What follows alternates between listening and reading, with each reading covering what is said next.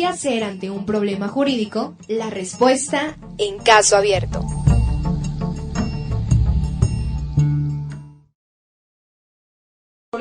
Proviene de ahí, del derecho romano. Entonces prácticamente se hacen modificaciones, por ejemplo, al código francés, a otros códigos, pero más adelante igual llega hasta lo que es nuestro código actual de la República de la República de los más bien.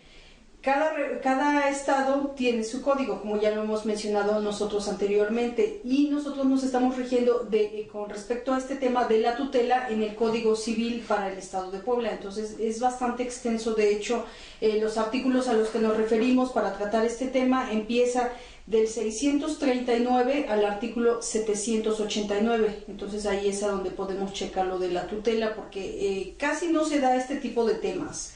Nosotros, pues, el que más abordamos es el de la patria potestad, como ya bien lo comentó el abogado. Si bien nuestros padres son los responsables de cuidar nuestros bienes, nuestra educación y nuestro patrimonio, se supone que ellos velan por nuestros intereses, así como en este caso, pues, la institución que es del DIF, o en este caso los padres que pues tanto pelean la custodia de los hijos cuando son menores de edad. Bien, ya lo dijimos que son de las personas también cuando son emancipadas. Esto quiere decir que pues alcanzan la mayoría de edad, por ejemplo, cuando ellos ya adquieren o se instituyen en el matrimonio, que por ejemplo necesitan el permiso del tutor para que puedan realizar este acto cívico, pero si bien es cierto, cuando ya lo realizan o ya lo llevan a cabo, pues ya se supone que alcanzan la mayoría de edad. Simplemente nada más les dieron un permiso o la autorización para poder ejercer ese acto.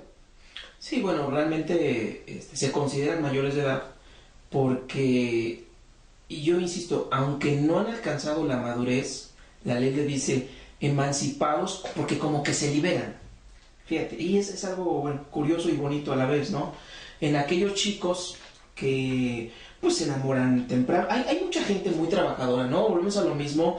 Hace un momento que platicábamos del programa anterior con Gloria Mejía, ellos hablan mucho de las capacidades diferentes, y por eso el tema actualmente, ¿no?, que se trata de manejar, ya no son de gente discapacitada, sino ya hablamos de gente con diferencias.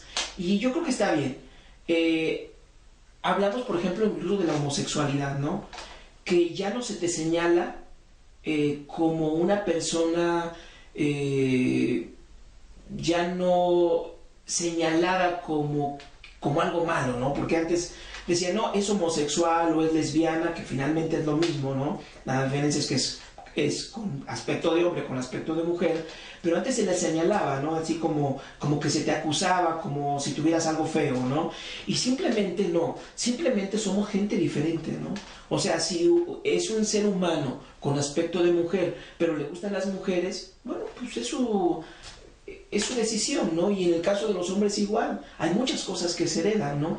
Y en el caso, por ejemplo, del asunto del programa que nos presidió, pues igual, ¿no? Hablan de gente, seres humanos con capacidades diferentes simplemente, ¿no? Aquellos que no pueden ver, pero que desarrollan otro tipo de sentidos, ¿no? Se agudiza el oído, se agudiza el tacto, etcétera, ¿no? Entonces simplemente son seres humanos con capacidades diferentes, ¿no? Y dentro de esas capacidades, precisamente, ¿no? Es muy importante hablar de la tutela, porque es realizar los mismos derechos y obligaciones de cuidar. ¿Qué es lo que hacen los padres, los abuelos, los tíos cuando ejercen la patria potestad en favor de un menor de edad, en favor de un niño? Simplemente lo cuidamos. Cuidamos su salud, cuidamos dónde va a estudiar, cuidamos cómo lo educamos, ¿no? Yo, por ejemplo, creo que la mayoría de los padres de familia estamos entendido que en la casa no debemos de decir groserías, por ejemplo, ¿no? No debemos de pelearnos, ¿no? Si te vas a pelear con tu pareja, bueno, pues déjalo ahí, cuando ya no estén los hijos, entonces sí, platica con tu pareja, si es necesario comentar algunas cosas un poquito acaloradas, lo debes hacer, pero sin necesidad de que estén los niños, ¿no? Entonces tienes que cuidar muchos aspectos de familia. ¿Por qué? Porque precisamente hablaba yo en el bloque anterior de la madurez, y cuando hablamos de madurez significa que tienes la capacidad, la inteligencia, ¿verdad?, para saber qué hacer, en qué momento, ¿no? Yo me acuerdo hace muchos años, cuando estuve asignado a otra región, de repente me tocó un niño que los papás estaban buscándolo, y me decían, no, es que el niño es muy grosero, es que fíjese que el niño hace que la niña le chupe su pene, le decían su pajarito, ¿no? Su pajarito, su hermanita, y fíjese que anda, o sea, cosas así. Y yo digo, en esa época tendría unos 24 años, yo, si no es que 23, 22, por ahí, ¿no?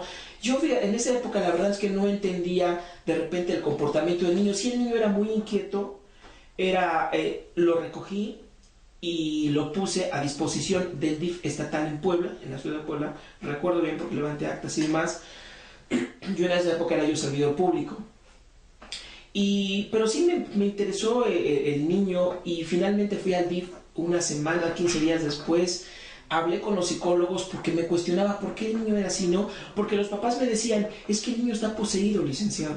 Fíjese usted que hace esto, y le pega a la hermanita, y le contesta a la mamá, y me contesta a mí, y vea usted lo que hace con la hermanita. Fíjese usted, se baja los pantalones, se baja los calzoncitos, y le hace que chupe el pene a la hermanita, y cosas así, ¿no? Y sí, créanme, queridos amigos, cuando a mí me lo estaba diciendo, me dio como escalofrío, ¿no? Me decía, no, es que el niño está poseído. Y yo dije, o sea, sí, dije, ¿qué niño de veras estará poseído? O sea, estaba yo muy joven, ¿no? Pero finalmente lo recogí, afortunadamente pensé como abogado, y recogí al niño, y finalmente lo puse a disposición del DIF estatal. Días después tuve la oportunidad de acudir al DIF, hablé con los psicólogos, y fíjense, la explicación científica real que me dijeron los psicólogos y la gente experta, dice, licenciado, es que ya nos dimos cuenta, ya investigamos, y los papás tenían relaciones sexuales, se hablaban de manera grotesca, de manera grosera, había violencia entre ellos enfrente del niño.